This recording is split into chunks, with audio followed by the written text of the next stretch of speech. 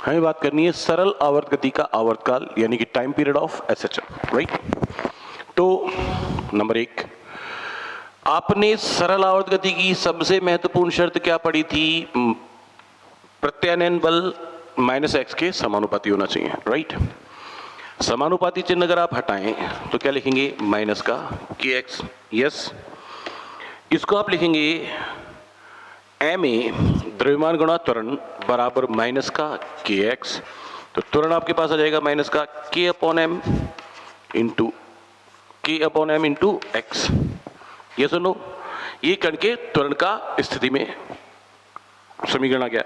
और त्वरण का सरल आवर्त गति के लिए समीकरण आप क्या जानते हैं? ω²x। हाँ या ना? इन दोनों की तो क्या की जाए? तुलना की जाए। तो तुलना करेंगे तो क्या आएगा आपके पास? आपके पास आएगा ω² = k/m। ओमेगा को आप क्या लिख सकते हैं? 2π/T। यहाँ पे अंडर रूट वर्गमूल लें तो अंडर रूट में k/m, t उधर बाकी सब इधर। तो आवर्तकाल, सरल आवर्त गति का आवर्तकाल क्या है आपके पास? 2π अंडर रूट में m/k, जहां k कौन है? प्रत्यानयन बल नियतांक। बोलिए हाँ या ना? ये हो गया प्रत्यानयन बल नियतांक, राइट। अब दूसरी बात, मैं ये कह रहा हूं कि यहां पे इस सूत्र द्वारा आप किसी भी प्रकार की सरल आवर्त गति के आवर्तकाल का मान ज्ञात कर सकते हो। सरल आवर्त गति के कुछ उदाहरणों की बात कर रहे हैं, जैसे कि सबसे पहला है सिंपल पेंडुलम, सरल लोलक, राइट। क्या होता है सिंपल पेंडुलम? एक धागे से, स्ट्रिंग से एक m द्रव्यमान का कण लटका हुआ है। ये जो m द्रव्यमान का कण है ये बिंदु द्रव्यमान है, ठीक है जी। हम इसको बिंदु द्रव्यमान मान रहे हैं। अगर बिंदु द्रव्यमान ना हो, अगर एक बड़ा द्रव्यमान है, तो उस द्रव्यमान के द्रव्यमान केंद्र से यहां तक की लंबाई को पेंडुलम की लंबाई माना जाएगा, राइट। इस धागे की जो लंबाई है स्ट्रिंग की, वो कितनी है? L है, राइट। और अब आपने क्या किया? इस पेंडुलम को एक तरफ ले जाकर छोड़ दिया और कहा कि जा जी ले तेरी जिंदगी। इसको छोड़ दिया। इस पे क्या लगेगा? नीचे की तरफ लगेगा, इसका वेट mg, भार, राइट। अगर ये कोण थीटा है तो ये कोण भी कितना होगा? थीटा होगा। इस mg का एक कंपोनेंट आपने इधर लिया, कितना? mg cos थीटा, और दूसरा कंपोनेंट आपने लिया इस तरफ, कितना? mg sin theta. ये mg cos थीटा क्या होगा? इस रस्सी में तनाव द्वारा संतुलित हो जाएगा। और ये जो mg sin थीटा होगा, ये क्या करेगा? इस पेंडुलम को, इस वस्तु को पुनः वापस माध्य स्थिति पर लेकर आएगा। बोलो हाँ या ना?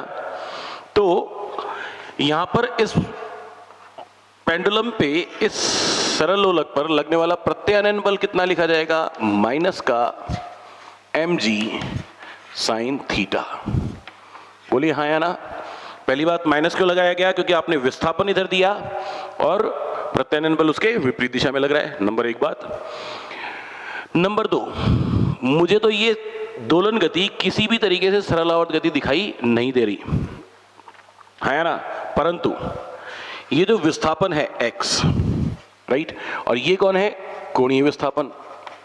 कोणीय विस्थापन। यदि कोणीय विस्थापन थीटा अल्प हो, अल्प का क्या मतलब हुआ? कि थीटा का मान लेस देन और इक्वल्स टू 5 डिग्री हो।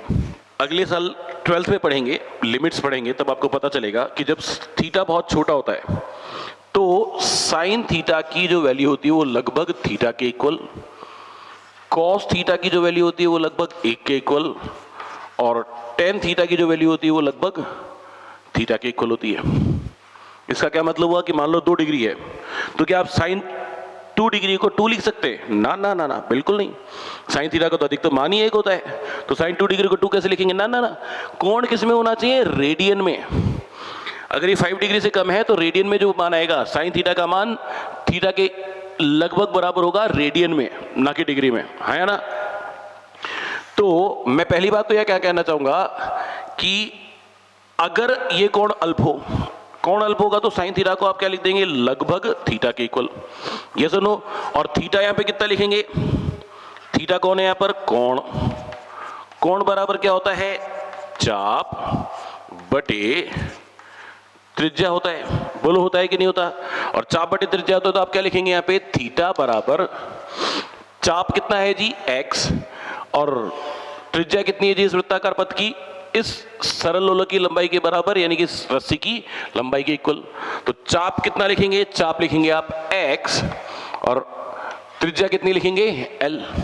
तो यहां पे साइन थीटा को लगभग कितना लिखा था आपने, क्या लिखा था, साइन थीटा लगभग बराबर थीटा, और थीटा का मान x अपॉन एल। और यदि इस मान को आप इस समीकरण नंबर 1 में रख दें तो आपके पास क्या आएगा, प्रत्यानयन बल बराबर माइनस का mg into x upon L, प्रत्यानयन बल बराबर माइनस का mg upon L into x, और यहां पे m इस वस्तु का द्रव्यमान, और g गुरुत्वीय त्वरण, और l लंबाई। mg और l ये तीनों के तीनों कांस्टेंट है, तो आपके पास क्या आ जाएगा, प्रत्यानयन बल समानुपाती माइनस x, यानी कि ये क्या हो जाएगी, सरल आवर्त गति। समझने की बात क्या है, अगर ये कोण ज्यादा है तो दोलन तो होगा पर वो सरल आवर्त गति नहीं होगी। पेंडुलम, सिंपल पेंडुलम सरल आवर्त गति कब करेगा, जब उसका कोणीय विस्थापन 5 डिग्री से कम हो, तभी ये दोलन गति सरल आवर्त गति होगी। और हमें क्या निकालना है, सरल आवर्त गति का आवर्तकाल ही ज्ञात करना है। नंबर 2, आपके इस समीकरण को आपको तुलना करनी किससे, F R equals to minus of के एक्स से। ये समीकरण नंबर 4 लिख देता हूं, और 3 समीकरण क्या थी, माइनस का M G upon L into X, ये 3 समीकरण 3 थी, दोनों को कंपेयर किया तो आपके पास के की वैल्यू कितनी आ गई जी, एम जी अपॉन एल, है ना। ये क्या आ गया आपके पास, सिंपल पेंडुलम की सरल आवर्त गति के लिए प्रत्यानयन बल नियतांक, प्रत्यानयन बल नियतांक, सही है क्या। और अगर ये प्रत्यानयन बल नियतांक है तो आपके पास आवर्तकाल का सूत्र क्या था, 2 पाई अंडर रूट में m अपॉन के। m आपको पता है, प्रत्यानयन बल नियतांक आपने निकाल लिया, तो आपके पास इस सिंपल पेंडुलम के आवर्तकाल का सूत्र क्या आएगा, 2 pi square root of m, k की value mg upon l, m से m कैंसिल, तो आपके पास इस सिंपल पेंडुलम के आवर्तकाल का सूत्र क्या आ गया, 2 pi square root of l upon g। आप किसी भी एसएचएम के किसी भी तरह की सरल आवर्त गति के लिए इस सूत्र को डायरेक्टली काम में ले सकते हैं सरल आवर्त गति का आवर्तकाल ज्ञात करने के लिए, परंतु अलग अलग केस में सरल आवर्त गति के आवर्तकाल का सूत्र अलग अलग आ सकता है। बोलिए, ये बात क्लियर है सबको, यस, ओके। इस सूत्र से क्या क्या समझ में आ रहा है, नंबर 1 कि ये जो आवर्तकाल है ये सरल लोलक की लंबाई के वर्गमूल के समानुपाती है, और ये जो आवर्तकाल है ये गुरुत्वीय त्वरण के वर्गमूल के व्युत्क्रमानुपाती है। यानी कि अगर सरल लोलक की लंबाई अधिक होगी तो आवर्तकाल भी अधिक होगा, और अगर किसी स्थान पर गुरुत्वीय त्वरण का मान कम होगा तो भी उस सरल लोलक का आवर्तकाल अधिक होगा। बोलिए, ये बात क्लियर है क्या। छोटी छोटी बातें समझ लेते हैं। यदि एक सरल लोलक पर आधारित घड़ी को, दीवार घड़ी को पृथ्वी सतह से कुछ ऊंचाई पर ले जाएं तो आवर्तकाल पर क्या प्रभाव पड़ेगा, और दूसरी बात, घड़ी आगे हो जाएगी कि पीछे हो जाएगी, आगे होगी या पीछे हो जाएगी, ये 2 क्वेश्चन बताने हैं आपको, राइट। अब आप समझो, पृथ्वी सतह से ऊंचाई बढ़ने पर गुरुत्वाकर्षण हमने पढ़ा हुआ है, आप क्या लिख सकते हैं, delta G upon G equals to minus में 2h बाय आर। ऊंचाई बढ़ेगी तो गुरुत्वीय त्वरण, ऊंचाई बढ़ेगी तो गुरुत्वीय त्वरण घटेगा। यस, ये आप क्या लिख सकते हैं, GH equals to GM upon R plus H का होल स्क्वायर। यस, H ऊंचाई बढ़ेगी तो गुरुत्वीय त्वरण घटेगा। जब गुरुत्वीय त्वरण घटेगा तो आवर्तकाल सरलोलक का बढ़ेगा। किसी भी घड़ी के लोलक पर आधारित घड़ी का आवर्तकाल क्या होता है, उसके लोलक का 2 सेकंड, 1 सेकंड और 2 सेकंड, फिर 1 सेकंड और 2 सेकंड, फिर 1 सेकंड और 2 सेकंड। जाने का समय एक चरम से दूसरे चरम तक जाने का समय 1 सेकंड, दूसरे चरम से वापस पूरे प्रारंभिक स्थिति तक आने का समय भी 1 सेकंड, यानी कुल आवर्तकाल कितना होता है, 2 सेकंड। राइट, अब अगर गुरुत्वीय त्वरण घट गया तो आवर्तकाल बढ़ गया, यानी कि एक चक्र पूर्ण करने में 2 सेकंड से अधिक लगेंगे। बोलो, ये बात समझ में आ गई? अब जो आवर्तकाल है वो 2 सेकंड से ज्यादा हो गया। इसका क्या मतलब हो गया, आवर्तकाल तो बढ़ गया, ये तो बहुत सिंपल है बताना। घड़ी आगे होगी कि पीछे होगी ये और बताना है आपको। तो आप समझें, एक दोलन पूरा करने में समय लगा 2 सेकंड से ज्यादा, पर एक दोलन पूरा करने पर आपकी घड़ी बताती है 2 सेकंड। अजीत, सरलोलक पर आधारित घड़ी कैसे काम करती है, जब एक दोलन हो जाता है तो 2 सेकंड बताती है, फिर एक दोलन हो जाता है तो फिर 2 सेकंड आगे चली जाती है। यही होता है ना, यानी कि आपकी घड़ी का एक ही आपकी घड़ी के पेंडुलम का एक ही चक्र हुआ है तो घड़ी कितना दिखाएगी, 2 सेकंड, पर एक चक्र पूर्ण होने में समय कितना लगा है, 2 सेकंड से अधिक। यानी कि घड़ी 2 सेकंड दिखा रही है पर समय उससे ज्यादा हो चुका है, यानी कि घड़ी पीछे रह गई कि नहीं रह गई। तो हर दोलन में कुछ पीछे होगी तो 10 दोलन में और ज्यादा पीछे होगी और 1 घंटे में ज्यादा पीछे हो जाएगी, यानी कि घड़ी लगातार पीछे होने शुरू हो जाएगी। यस और नो? तो आंसर क्या आएगा, घड़ी पीछे होगी, घड़ी पीछे हो जाएगी। एक क्वेश्चन है,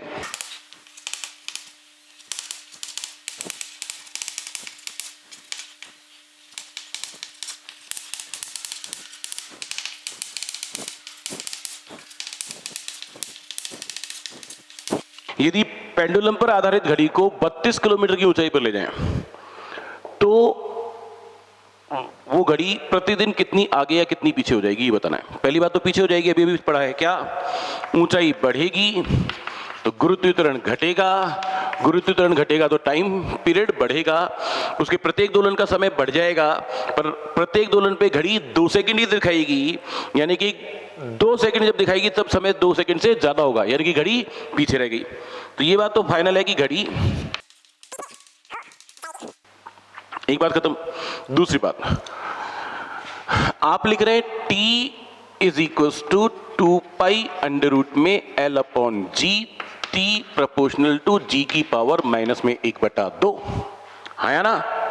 तो क्या लिखेंगे, delta t upon t equal to minus में 1/2 डेल्टा g अपॉन g, समीकरण नंबर 1।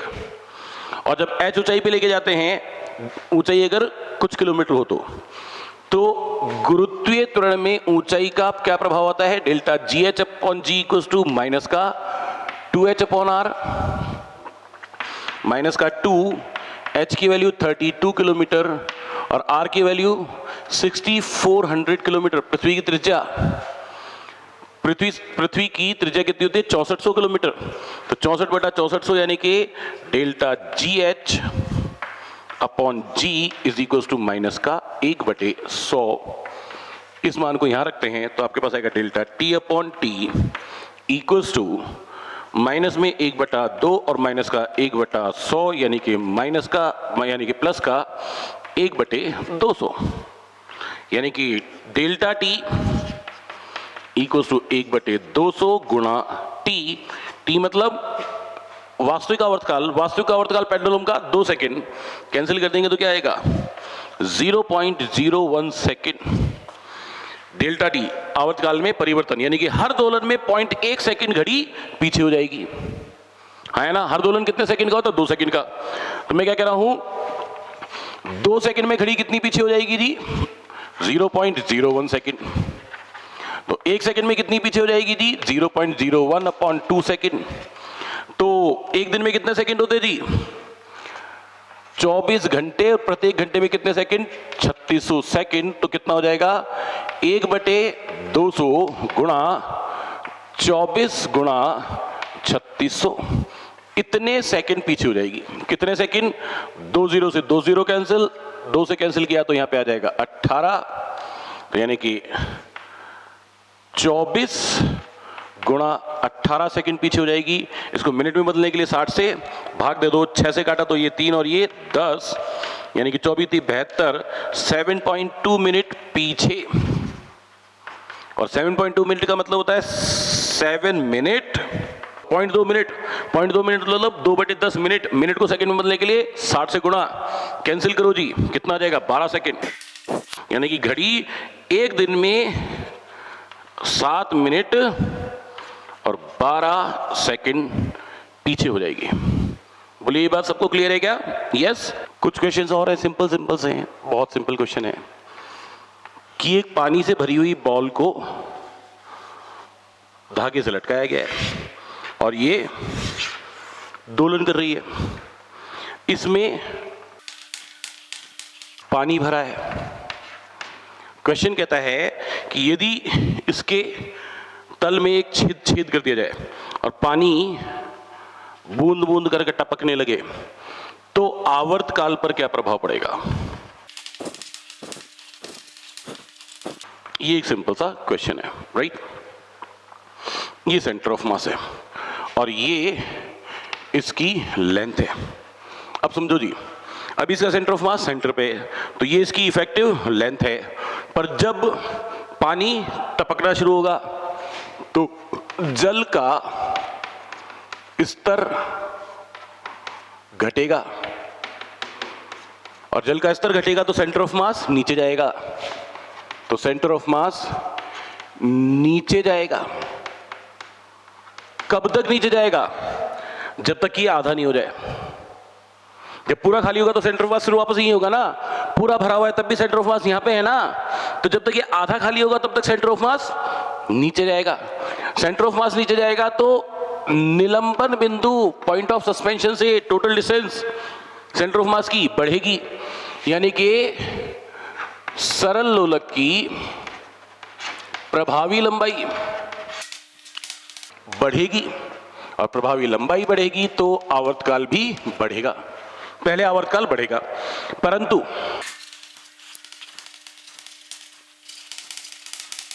परंतु आधे से अधिक खाली हो जाए तो सेंटर ऑफ मास फिर वापस से ऊपर आने लगेगा, क्योंकि जब पूरा खाली हो जाएगा तो सेंटर ऑफ मास सेंटर पे होगा।